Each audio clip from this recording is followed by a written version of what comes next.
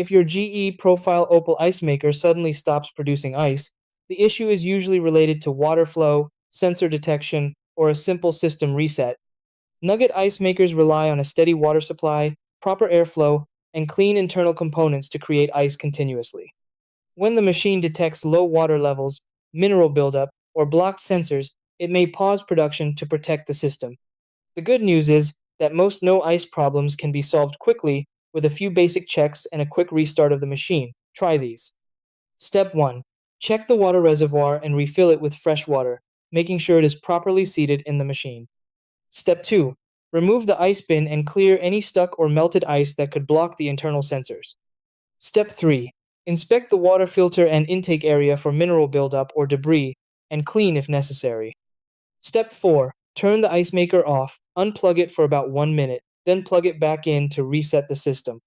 Step 5. Power the machine back on and allow 10-15 minutes for the ice maker to begin producing new ice.